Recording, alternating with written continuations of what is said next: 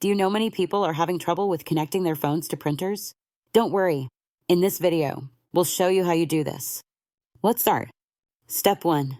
Turn on printer.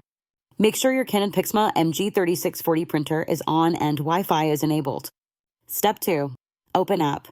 Download and open the Canon PRINT inkjet/selfie app from your app store. Step 3. Connect Wi-Fi.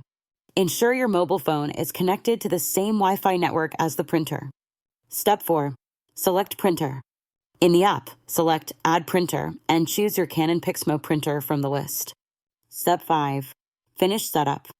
Follow the on-screen instructions to complete the connection setup in the app. Now you should be able to print from your phone with your Canon printer. Still need help? Visit our website for the complete manual.